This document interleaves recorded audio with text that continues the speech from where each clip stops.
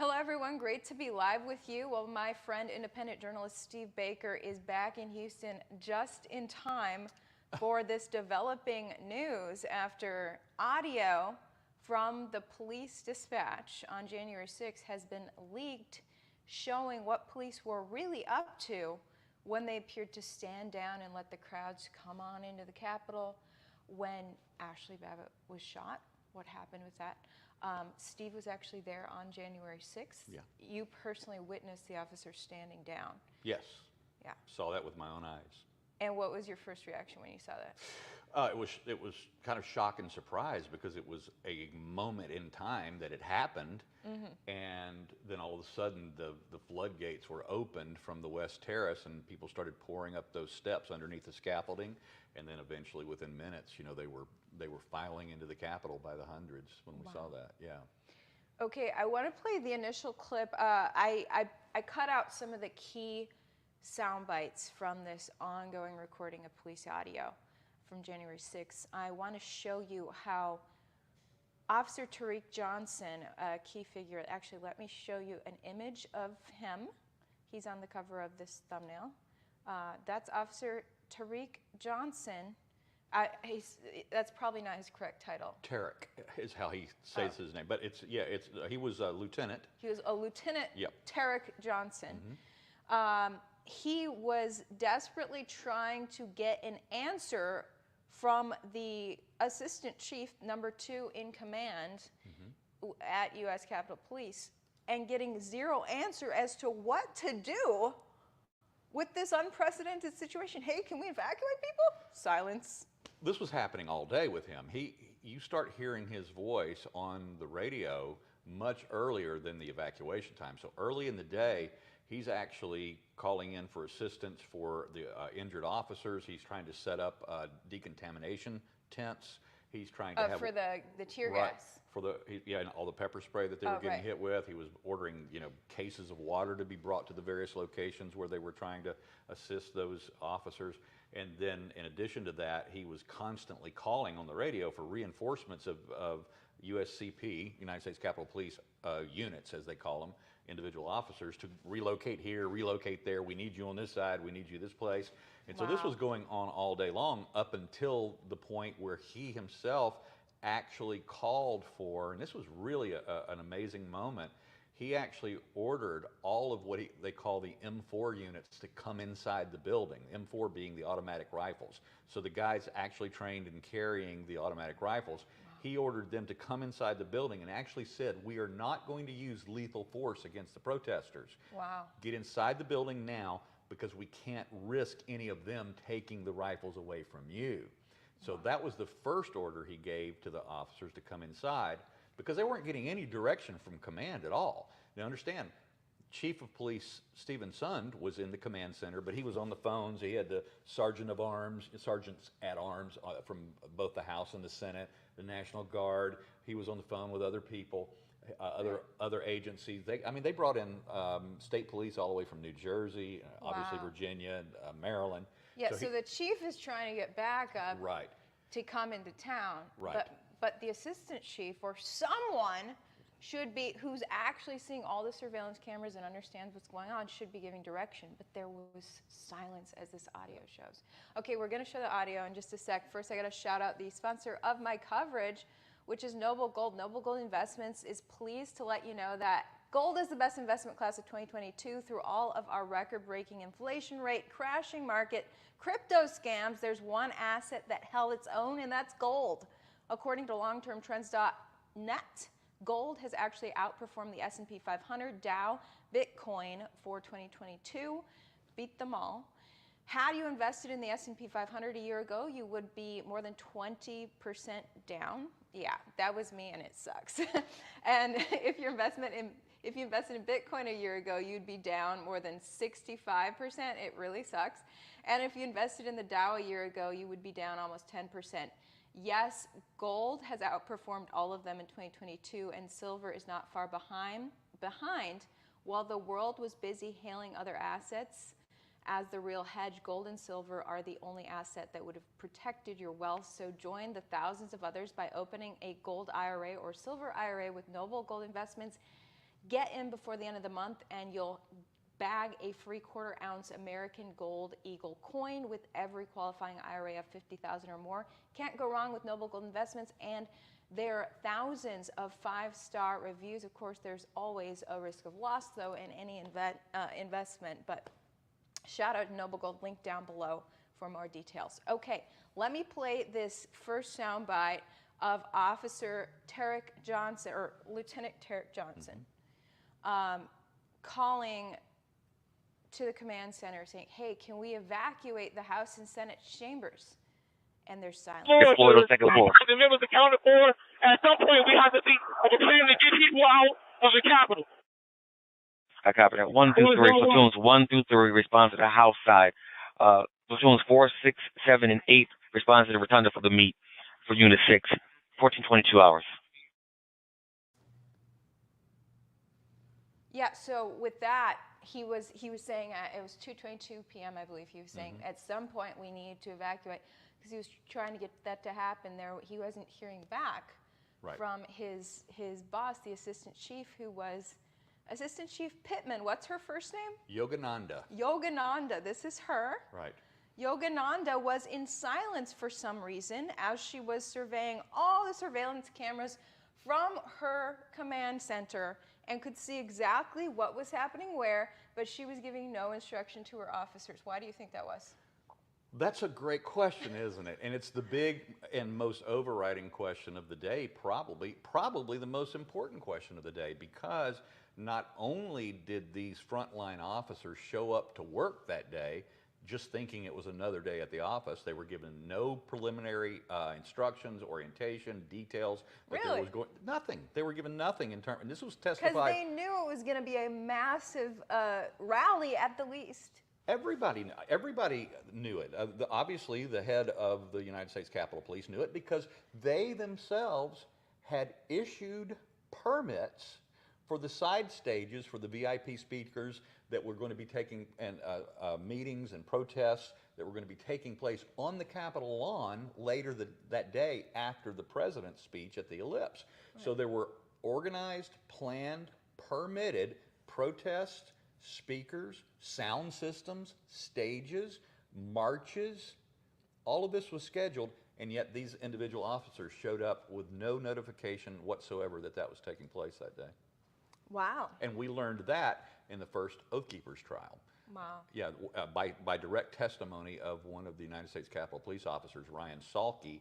He testified that when he showed up that day that he knew, the only thing that he knew was going on at in town was something was happening at the White House. That's literally what he said in court. I just knew something was happening at the White House. Wow. Yeah, how about that? Okay, so I'm going to play the next soundbite. 6 minutes later, Lieutenant Tarek Johnson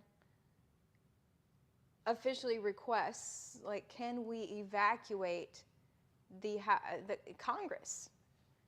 No response. 405 J. John, go with your message. 405 J. John with a message. I want to advise that we start to evacuate the Senate floor before we won't have a chance to. We have a clear directional sight to get out of the Senate door from the second floor. I need permission to go ahead and initiate that. Copy. 401. Lock the doors up. 401. All right. I need permission for 405 J. John.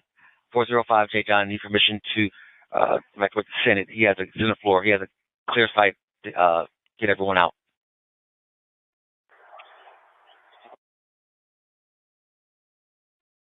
So I guess that's the dispatcher reiterating what he's saying yeah. Hey, can we get permission? Exactly. Yogananda is nowhere to be found. Yeah, and she's in a command center. It's in another building from the Capitol. The United States Capitol Police have control or protective authority over about 20 buildings in the whole Capitol Hill complex there.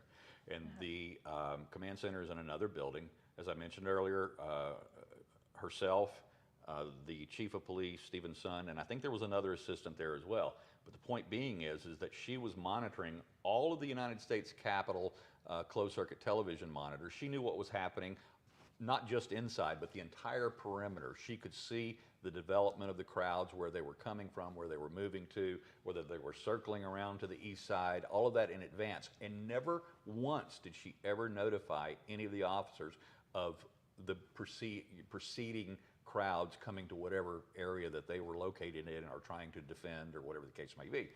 The only time we heard her voice was twice. The first time was at exactly 2 o'clock p.m. This was right after Lieutenant Johnson issued a pullback order to have everyone come inside. Wow. Right after that, she came on and she ordered that the Capitol building be locked down. And there was another captain on the audio who responded to her rather derisively, I might say, and said, "We've already done that." Because he himself, the captain, had ordered a lockdown of the Capitol building an hour prior. So she wasn't even monitoring or paying attention to or registering what was going on the radio transmissions at the time. And then we heard her voice the last time, 8 minutes later, when she ordered a campus-wide lockdown of the entire Capitol campus. Now this was, you have to understand what was taking place at 2:08 p.m. when she made this. By that time, there were no less than 10,000 protesters that had descended on the Capitol grounds at that time, no less than 10,000. Wow. And she had heard, ostensibly, the pullback order of the officers to be inside the building. So when she ordered a lockdown of the entire campus, that was the most idiotic order that a commander could issue, because how do you lock down the entire campus when all of your officers are inside, are supposed to be? Right. And what were they going to do? So these officers were carrying automatic, like, machine guns? Some were. They have a unit. The Capitol Police has what they call a long gun unit, and they carry M4 weapons. And as a matter of fact, one of the first orders that really stands out in Lieutenant Johnson's day was when he ordered all of the M4s inside, M4 automatic rifles. He said, "I need all of the M4s inside." He actually said, "We are not going to use lethal force against these protesters, and we can't afford for any of those protesters to take your guns. So you guys need to get inside now." Wow. And this is him again, Lieutenant Tarek Johnson. So where were you when that happened? Because you said you witnessed this. Yeah, I witnessed the stand down or the pullback order at it was about 1:59 p.m. I was on the lower West Terrace side.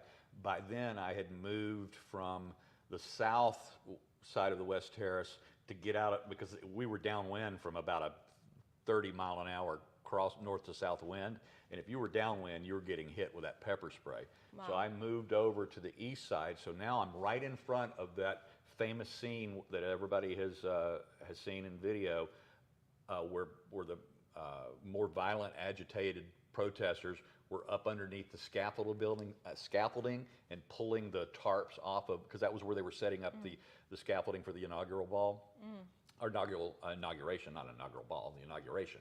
And so at 1:59, all of a sudden, you see this pullback of the officers, and then within a couple of minutes, then it's just a free flow of humanity up underneath those scaffolding steps. And up to the top. As an onlooker, you're like, so it felt like the officers were welcoming people in. You know, obviously, we have seen video of various law enforcement officers, Capitol Police. Probably the most famous one is the female Capitol Police officer when the east side barricade is open, and then she just starts waving them in like Literally this. waving them yeah, in. she's waving them in. Don't have an answer for that. We also see at another location on the west side, another upper West Terrace door, where the door opens from the inside and a long stream of protesters start filing through, and one of the Capitol Police officers says, "I don't agree with it, but you guys, behave yourself," something to that extent. You hear that on the video.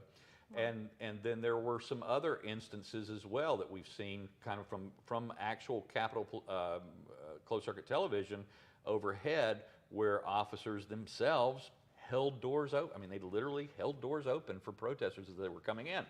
I think that that was a direct result of what they perceived in the pullback order to be a stand down, and they felt overwhelmed. They were already told that they were not going to use lethal force, and so rather than inflame the situation any more than it already had been, they just took a step back and allowed it to happen. I don't believe for a second, because as I said, because Epoch Times came into possession of the audio and the transcripts of the United States Capitol Police radio transmissions that day, and because I was working with their reporter, Joe Hanneman, on that story for several weeks, that I was able to hear all of the audio. I was able to read it myself, the transcripts, and I can tell you that there was no such order ever given to Capitol Police frontline officers to allow people to come in or to welcome people in. It just seemed that in the chaos of the moment, and if you listen to the radio transitions, you can tell they individually from one side of the building, it's a huge complex. They don't know what's going on. They're hearing reports of shots fired long before Ashli Babbitt was shot, and it was not correct. There were no shots fired. There were flashbangs. There were flashbangs from other officers. Yeah, and other places, but they don't know. They don't know what's happening. Right. And so you hear the chaos and the confusion on the radio. Some of it panicked. I mean, some of it's really panicked responses coming in, begging for help, begging for direction, begging for a plan, and not getting any response from command whatsoever. Wow. So the guys on the ground, like, and most specifically, Lieutenant Tarek Johnson, just took control himself. So I'm going to play the next audio here where he finally says, you know, we're just going to evacuate the House and Senate chamber. Now, before I play this, weren't a lot of the members of Congress already long gone by 2:30? 2:30 p.m. on January 6th. I don't know what we would define as a lot. Certainly a few were not there. We know that AOC, for instance, was in another building. So that some of them were not actually in there witnessing the proceeding of the debate and the speeches related to the ratification or certification rather of the votes. Yeah, the Electoral College vote. So some of them were not in there, and then of course we also know that Pelosi, because she's third in line to the presidency, or was at the time, she was evacuated quite a few minutes early by her own protective detail. As soon as the Capitol itself was breached, they came in and got her, and obviously they took the vice president out early as well, and then left the remaining members of the Senate and the Congress in their respective chambers. I don't know how many of them were not in the chambers at the time, but certainly the vast majority of them were still in there. All right, so then this is 2:29 p.m., January 6th. Lieutenant Johnson initiates the evacuation on his own because his boss is nowhere to be found. Okay. Disregard. I'm going to go ahead and do it anyway. I'll take the 550 or 534. We're evacuating now on the north side. Everybody out the city door. Copy. I copy that.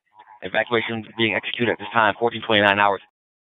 So he says, after he says, I'm going to evacuate, he says, I'll take the 550 or the 534. What does that mean? The 550 and the 534 are the actual Capitol Police codes for the disciplinary actions that he was about to subject himself to by initiating the evacuation of the Senate without command authority. Wow. And he said, I'll take it. Because he said the situation is dire.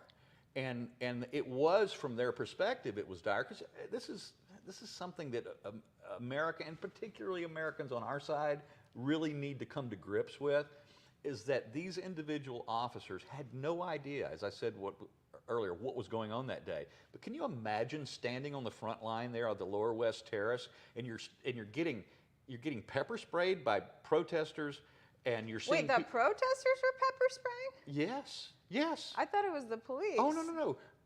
Protesters were showing up with not just, little small protective, size canisters. Some of them were showing up with tanks. What? The pepper spray guns. They were clubbing the officers with flagpoles. They were clubbing them with other blunt force objects. They were tearing a black, so you have out here, you have a black wrought iron fence around your property, right? Well, it wasn't quite that big, but they were tearing a metal permanent structure fence apart and turning those pieces of the fencing into clubs and spear projectiles and throwing it at the officers. Oh, wow. Now this is the initial line. These are the people that breached the first barricade with, the famous Ray Epps. And these are the people that got there first and initiated the violence on that lower west terrace. By the time I got there just minutes later, about 1:19 p.m., and the violence was fully engaged.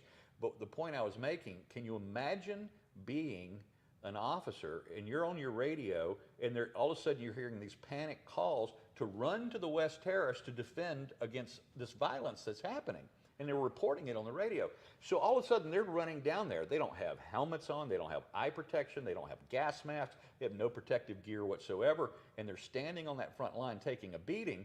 But more importantly, behind them, looking over the shoulders and over the heads of that initial front group of violent provocateurs that, let's be honest, they were there, they were real. We can debate who they were with and who they were representing, but they were there. But can you imagine those officers who thought it was just going to be another day at the office? They're looking over the shoulders and seeing thousands of people now coming up behind them. Right. And not knowing their intention, not knowing if they have more lethal weapons with them. Can you imagine the fear that they had? And that was the first thing I saw in the eyes of those officers that day, because I was right there, had my camera going, and I captured that fear in their eyes. Wow. And I saw that all day long. Now, that doesn't by any means excuse the behavior of some of the individual officers that day. There were some bad actors that day that responded more violently themselves. They responded inappropriately that day. And then, of course, there's the story of the Metropolitan Police arriving. And these guys came ready to knock heads because, the Metropolitan Police were much more experienced in dealing with violent protests in the Capitol.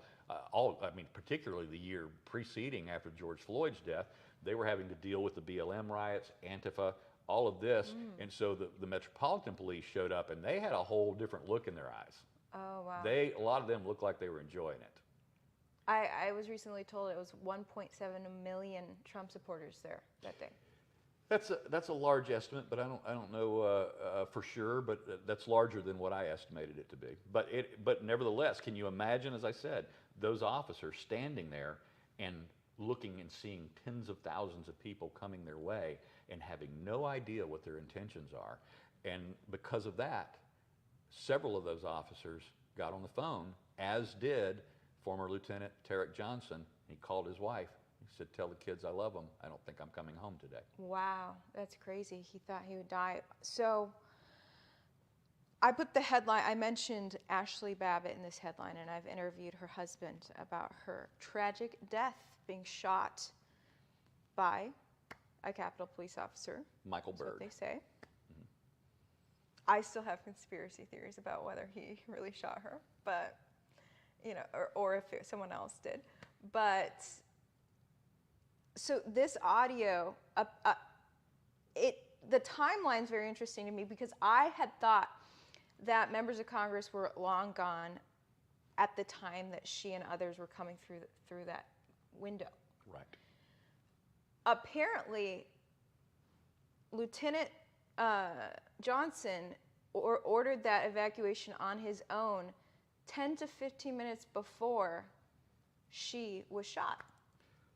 He was asking for permission for the evacuation. First, he was there and asked for permission from command to evacuate the Senate, and that's when he said, "Disregard. I'm going to do it anyway. I'll take the 550 and the 534, the disciplinary action, but I'm evacuating the Senate now." As soon as that was initiated and the senators were out and he received radio response from other officers that were exiting them down the staircases into the lower levels of the Capitol, into the tunnels, as soon as he was aware that they were safely out, then he took out and busted in a run to the House side and then did it all over again.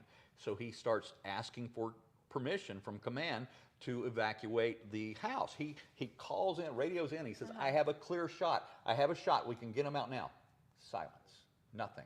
And so finally... And that's where Ashli was, right? Because she was about to go into the House Speaker's lobby. Correct. Nancy Pelosi's lobby. Yeah. And so I didn't realize this all happened minutes apart. And you interviewed Lieutenant Johnson, yes. And he was basically saying that, at least he told the Epic Times, because the Epic Times put this story out, which, let me show this real quick. Epic Times. So this is developing news, like I said, and I'm just going to show you guys. Law and Crime picked up the Epic Times story. It's just, you're going to be seeing it on other outlets tomorrow as well, but here's the original story from the Epic Times. They interview Lieutenant Johnson, and he says that had his boss actually answered and responded and said, yes, let's do this evacuation, that entire chamber would have been empty by the time Ashli Babbitt came through. She would have gone into an empty lobby. There would have been no Officer Byrd there to shoot her. Yeah. Everything would have been good.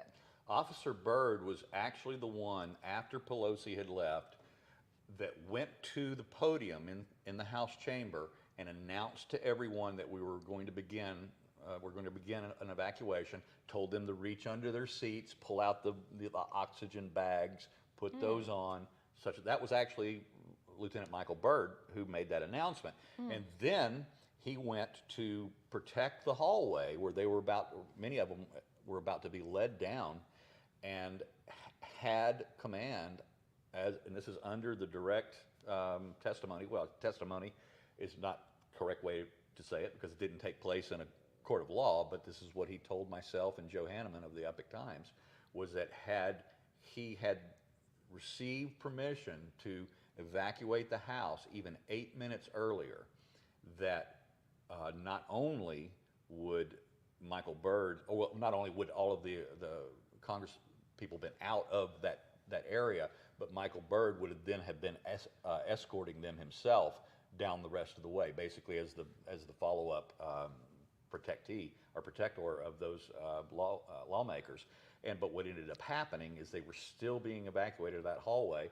Michael Byrd was guarding that hallway. Now you can debate whether he acted inappropriately or not, whether he got trigger happy. All of that's fair game. But the reality is that had command given Tarek Johnson the authority to evacuate only 8 minutes earlier when he asked for it, that incident would have never happened because Byrd would have not been there. And who knows whether she would have, whether those more violent people that were around her that were busting those windows open would have even been doing that. Yeah. You were there, you saw her dying. Guys, he saw her dying and he documented. Steve showed up as an independent journalist just to cover this major rally. Had no idea this would all go down.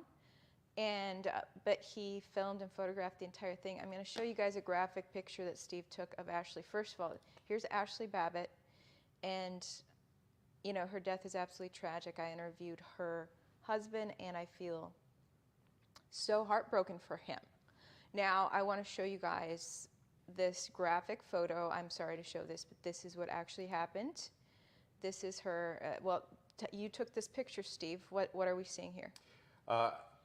As I was exiting on the lower level of the South Side, I was the only civilian, I was the only journalist in that area of the Capitol. There was nobody on at the lower South exit. And I had a young, very tiny actually, female Capitol police officer that had come up and taken me by the arm, and she said, "Sir, can I safely escort you from the building?" And I said, "Well, do I need to be safely escorted?" She said, "Yes, sir, you do." And so as she's walking me toward the exit door, all of a sudden I noticed this commotion, and it was just to my left and about 6 feet from me. And I saw FBI medics and tactical units surrounding somebody with a lot of blood.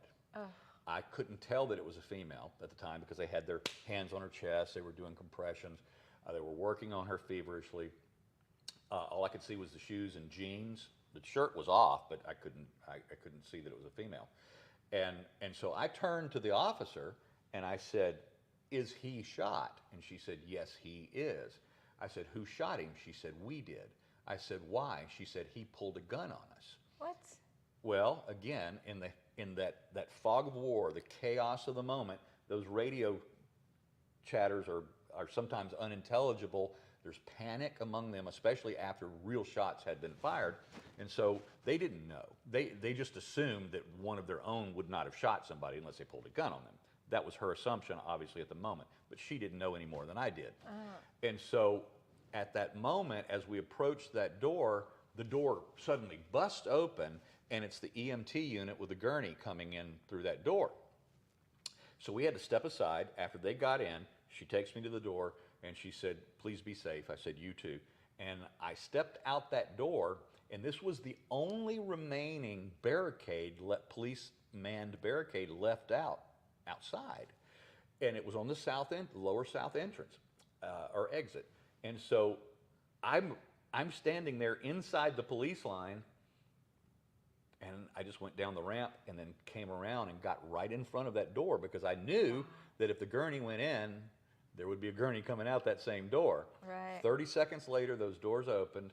30 seconds after that, the fully armed FBI SWAT team with the medics, our EMTs were working on her, and they come out that door and then start going down the wheelchair ramp, and I just followed with my video camera and I just followed her all the way down that ramp, and you can hear my voice on my own camera go, "Holy crap, it's a woman." Wow. Because now I could see her bare breasts, and I could see her head was over to my side. The eyes were already gone. They were blank, and I've seen death before, and so I knew that whoever this was gone. And as soon as they took her off into the distance and loaded her up, and I followed it all the way down, and as soon as she was gone, I actually stopped and texted a couple of people, and I said, "Shots fired, female been hit, she's not going to make it." Wow. And I hit send, and of course texts weren't going out at that time, but it went out later. And so I could see in her eyes that she was already gone, but they were working on her hard, and so I can tell the conspiracy theorists that believe that she was a crisis actor of some sort, and believe that all of that, I've seen the videos, all of that was staged there when she leapt through the window. I saw her as the only civilian, the only journalist, and the only other people there with me in that area. I mean, we're talking about nowhere else in this entire hallway were there any civilians other than myself. And I can tell you that they were feverishly working to save this woman's life. And they were not doing that on camera as a stage play. This was real. Wow. And the blood was real. That's horrifying. So do you agree with Lieutenant Johnson that had his command actually responded, that Ashli would still be alive? Well, we can't change the future or even in hindsight predict what would or wouldn't have happened that day. But I can tell you that from my own personal review of that audio and by reading the transcripts themselves, spending untold hours on it. In fact, I'll tell you, is that when the Epic Times granted me access to this information, I actually took it upon myself to actually do more accurate transcripts than they even had in the United States Capitol Police version of them. Wow. Because the USCP version that they had issued to defense attorneys in discovery, there were things missing. That's a whole nother story. Wow. But I went through myself and I did hours worth of my own study, listening and retranscribing it more accurately than even their transcripts were. And so I'm very familiar with what happened. So I can say that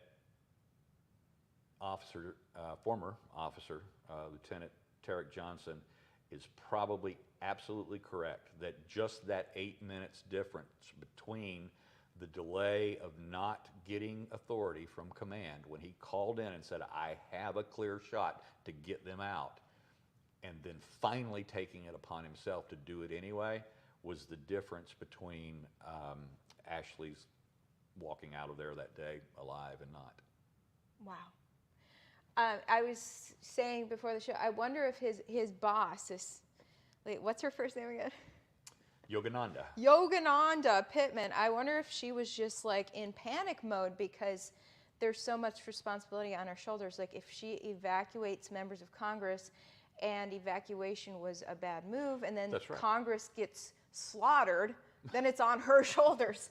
Well, so I think she was just maybe in panic mode, silenced. Well, she was either a deer in the headlights, unprepared for that type of command. But let's be honest, the United States Capitol Police aren't prepared for that anyway. Now, yeah. They should be. Well, they have what they call their hard units, which is their civil disturbance unit. They have the long rifle guys. She's the head of intelligence too, by the way. So she knew it was coming. And gave her office. I just can't believe she gave her officers zero heads up. It's just another day, guys. Yeah. There's not a rally today. It's another day. No protest at the Capitol. No advertised protest on the steps of the Capitol that day. Oh yeah, there's a flyer. I think the officers were the only people in America who didn't know this was going to happen. Or that a rally was going to happen. But let's again, and I wrote this in my article that I put out last week, part 1 of a series I'm doing on this story about the Capitol Police. I'm doing an actual series. Part 2 will probably be out tonight. Link down in my description for my locals page. Yeah. Steve's locals page with all that incredible independent journalism. And so what I said in the first part of the series is I said, even though they have all of these specialized units there, by and large, if you've been there 20 years as a uniformed Capitol Police officer, you've just been a glorified tour guide. That's really all you've ever done. That's how cushy our country is. This is the fall of Rome, you guys. But it is. They have new members of Congress arriving every 2 years. They don't know where the restrooms are. They don't know where the cafeteria. So they're helping them do that. VIP visitors before COVID, because it was locked down for COVID at the time. It was not open to the public at the time. People don't know that, but it was closed to the public and had been since the COVID lockdowns. And but before that, when it was open to the public, they're answering questions, giving directions. They're doing their duty. They're standing their posts. They know who they have to protect. They have VIP protections, that are more specialized. So they have all these various more specialized training. But by and large, nothing ever really happens bad there. That happens elsewhere in the MPD. The Metro Police have to deal with that kind of stuff. Right. And so it is true that regardless of their training, they did not have the experience or the expectation of what was coming their way that day. It's almost like they need to cycle these guys through so everyone gets a little taste of every setting. Like put the Capitol Police in the hood for a little bit. Maybe. To deal with gangbangers so that they can get back in the action and then, back to your cushy Capitol job, so that I'm having some flashbacks to Uvalde now and how unprepared those officers were because they had a cushy job too. Nothing happens in tiny town Uvalde, Texas. Right. So that's crazy. I wanted to add, you keep referring to him as former lieutenant. He was fired, or actually no, he was suspended for wearing this hat, you guys. So Lieutenant Johnson wore this MAGA hat all day. Not all day. Well, he put it on at some point. Now, he said he put it on to actually protect himself and have more of a relationship with the protesters and befriend them. This happened just prior to the time, because people now are going to know who this guy is, because he more famously is the same officer who worked with and recruited 2 Oath Keepers to evacuate 16 of his officers who were trapped in the rotunda by some of the more agitated protesters. He must have been one of the members of law enforcement who understood who the Oath Keepers were and are. they're a group of retired police and military members typically. Some are still ongoing members of law enforcement who join the Oath Keepers. It's a club of like military and law enforcement guys who volunteer, or they go to different events to work security and things like that. But they're called the Oath Keepers because they're about upholding their oath to serve and protect. So I feel it just seems like Lieutenant Johnson was like, oh, those are Oath Keepers, that they're familiar with law enforcement stuff. Let me get them to help. There was something about their presence and something about his presence, and there was a documentary filmmaker there in close at the moment who overheard the initial conversation between Tarek Johnson and these two Oath Keepers, and they swung their cameras around and then captured the entire thing. Ooh. And so Johnson was actually suspended, not for overstepping command authority and evacuating the Senate and the House. We believe that he was suspended, or the excuse for being suspended was the red MAGA hat, because they did not want the public to be aware of the failure of leadership that day that was happening, and that this guy, so they didn't just suspend him, so they suspended him, they busted him down from lieutenant to private, and then put him on lockdown and a gag order for 17 months. He was, Ivory, he was not even allowed to have a conversation or a phone call or any contact whatsoever with his best friend, who was also a United States Capitol Police officer. Wow. For 17 months. So through all his legal wrangling with his attorneys, they finally got his rank back. They got his rank back, they got his pay back to the level of a lieutenant, and then he was invited to come back to work, and instead of being an officer with some authority, they gave him a desk job in an office in the middle of the Capitol with no windows, and said, this is where you're basically going to spend the rest of your career with the Capitol Police. And he already had 23 years in at that point. He said, screw it, no, I quit, and he left. Wow. And of course, the second he left, the gag order was no longer enforceable. Oh. And so that's he why went to the media. So that's why he came out as a whistleblower. Well, it was a long path of getting to Officer Johnson and getting him to speak, and Joe Hanneman successfully executed that, because the first thing that took place, and I met Joe in North Carolina.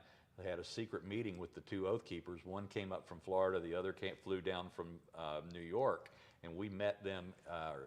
I didn't meet them, but I met Joe there in North Carolina, where that meeting was taking place, and that was the beginning of this whole thing. I mean, Joe was doing great, old school, hardcore, gumshoe detective work, and he was making it happen. Wow.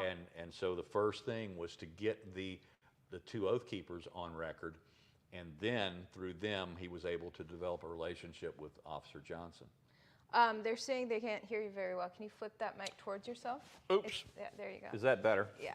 And okay, so also his boss, Assistant Chief Pittman, also is no longer in her position. Actually, shortly after January 6th, I heard there was a 90-something% vote of no confidence against her by her force. Yeah, 92% no confidence vote by the United States Capitol Police Union, which is all of the officers, obviously.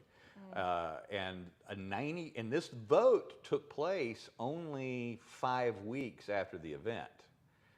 So they knew, they remembered, they were very well aware that this was a serious breakdown coming from her direction. Now, as I said before, whether she was a deer in the headlights or she was participating in a plot, a bigger conspiracy of some sort, that's all on the table, because we don't know the answer to that question yet. But you know where she is now? I heard she went to UC Berkeley. She is now the chief of police for the University of California, Berkeley.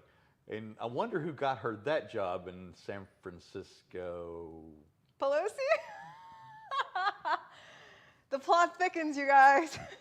But she stayed on the force just for another year plus, right? Yeah, yes. When Stephen Sund, the chief, was forced to resign the next day, he had to fall on the sword, obviously.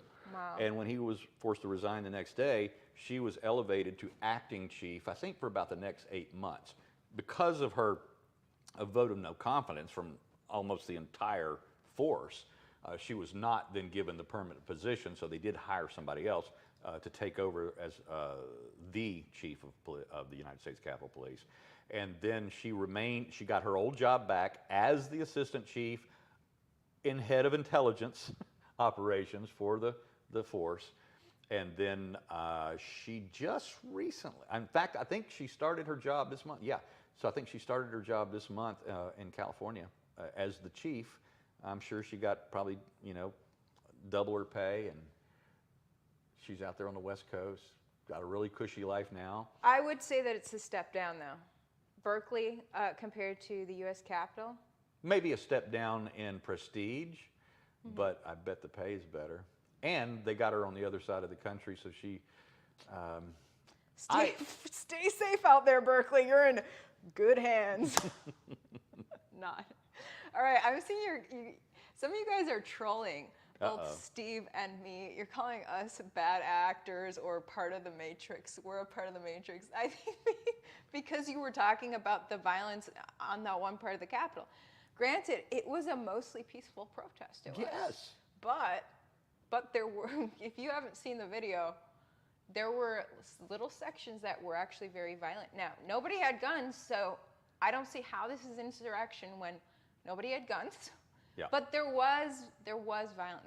There was pushing, shoving, punching, throwing things.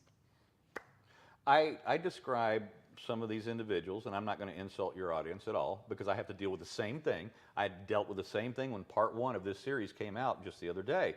And I call it, PDS, Police Derangement Syndrome. Oh. and it happens on both extremes. You and I are both libertarians. Well, when you get to the extreme side, on the anarchy side of libertarianism, they don't believe in the justification for any police forces whatsoever. They believe that those are unconstitutional, they're standing armies. So anything, you just mention a police force and automatically their force fields are up and they don't want to hear anything about a police force. Certainly nothing favorable about a police officer or a police force. And then on the other extreme, you have the pretend anarchists, which we call today Antifa, and they obviously have just as low disregard for police, and you have the defund the police movement on the left and the extreme right. But what happens in a situation like this, Ivory, is that despite the evidence, look at this. Ivory's an actor working for Brandon. Not but, your guy. But you get this kind of response from people that are so entrenched in their own bias that they don't understand or they won't listen beyond even my own headline or your headline, is that, yes, 99.998% of that crowd there that day were there for peaceful purposes. They didn't show up with weapons. Ivory and her guests are bad actors, too. And they didn't show up with that, but there were about 200 to 225 people who came with violence in mind and the resources to commit that violence, and they did so. And then everything busted loose from there. Now, whether those people were working for Trump, whether they were working for Pelosi and McConnell, whether they were working independently for right-wing militias or left-wing Antifa types, that's all on the table. And many of those questions have not been successfully answered yet, although several individual characters have been. But to say, that we're bad actors because we're truth seekers, that's kind of out there. Exactly. I agree. One of them commented, Ivory is because she is part of the Matrix because she was talking about athletes dropping on the field back in 2019. Yes, I remember your story about that and you getting in trouble about that. It's true, you guys. I was working for Fox in 2019 and they assigned me to cover athletes dying suddenly in 2019. This has always happened. It does seem like the rate at which it's happening has escalated, though. And we should definitely question the pharmaceutical companies. But when we're seeking the truth about Damar Hamlin, we have to bear in mind that anything's possible, and it could have been the same reason that people died in 2019 suddenly. You know, we have to factor everything in. Back then, sometimes they were saying some energy drinks and things were messing with people's hearts. There's a lot of things that can mess with your heart. It could definitely be that new pharmaceutical, and we should look into all of it. That's what I'm saying. But I got backlash for saying that. Well, I mean, I'm going to tell you, when I graduated from high school a long time ago, back in the last century, you know. Dang. And so here's what happened. The girl that went to the prom, the senior prom with me, she, in her second year of college, she was sitting in her dorm room with her roommate, and 19 years old, she dropped dead. What? Her heart just stopped. No reason, nothing revealed in the autopsy. Her electronics, her mechanics, her whatever, it just stopped, and she just died. Actually, this happened to a girl from my high school too. Back in my hometown, she was maybe 4 years ahead of me, so I wasn't, you know, I didn't know her from my class or anything, but she died like as a sophomore or junior in high school, like just while showering. She just like collapsed and her heart stopped, and she was in impeccable shape as a cross-country runner. So it's interesting how it happens to these athletes who their hearts should just be superb. But when we tell these stories, that doesn't negate the possibility, the very real possibility of this pharmaceutical, absolutely. Of this pharmaceutical increasing the risk of that 100%. happening. That's what we're saying. And these individuals that say these comments like this, that we're part of the matrix because we think rationally and we have the experience of having lived or reported on or researched or me being there. I have people that tell me about January 6th. I had one the other day. She says, "I've seen the video. Don't patronize me." And I'm like, I took the video. You know, that's amazing. Thanks for the super chat, Toby. You guys are doing a superb job of laying this out. Thanks for the love. You know, Thanks, Toby. We pay most attention to the love, not the hate. But you know, I'm all about some constructive criticism too. But I'm gonna try to get to the truth, you guys. The truth could lie anywhere. So you can't have too much tunnel vision. Because if you think one pharmaceutical is the only danger, then you're setting yourself up to die from some other thing. So stay awakened, you guys. But Biden said he stopped Big Pharma. Remember? Yeah. Over and over again. He took them down. He took them down. As he was funneling billions their direction. Begging Congress for more money for them. I was just thinking, you know, how he said, Biden kept saying that, you know, Americans would need F-15 fighter jets to actually go against the government. Right. Yet he also thinks January 6th was an insurrection when all they had was flagpoles for weapons. Right. So, which is it, Biden? Yeah, I've made that comment over and over and over again in the dozens of interviews I've done about January 6th, is they've asked me, was this an insurrection? And I said, flagpoles and bear spray does not an insurrection make. No but way, I also guys. said, if they come back next time and they bring real weapons with them, it's not going to be pretty. Yeah, exactly. So we'll see how the future plays out, because tensions have continued to grow, and there's been people in my comment section who are ready for something real, for a freaking real insurrection. Mine as well. Yeah. So we'll see what happens. If you look at history, it kind of, things like this, like leading up to Civil War, there were these little battles, small groups trying for something, but those were the little warning signs. So maybe January 6th was a small warning sign leading up to an actual civil war. Could be, or it could be what prevents one from happening prematurely, or you know, maybe the better angels of both sides' natures come to some realization that if we don't calm down the rhetoric a little bit and calm down this insane division that we have in this country right now, which is unlike anything I've ever seen in my lifetime, particularly, that we will get there. Nobody wants that. I don't want that for my children. Mainly calm down the tyranny, Biden. Yeah. And have some freaking respect for the law and for our borders. People have been getting fed up about the border crisis. Yeah. For the justice system, you know, seeing how these people from January 6th are being prosecuted. Yeah. So there's a lot of tensions rising, and we've talked about how similar there's parallels with the tensions that are rising right now to the tensions that were rising amongst the original American patriots back in the 1770s that led to the formation of this nation. So, you know, we could throw the Matrix accusers a bone right now if you want to. Okay. You want me to? All right. So the last time I was in Houston, you know what I was here for. Yeah. I was investigating a child trafficking lead that I had. Yeah. What ultimately happened on that trip is I ended up riding shotgun with a private investigator, tracking down ourselves that night a child trafficker that operates in 8 different states who had been given the file on this particular trafficker by the FBI.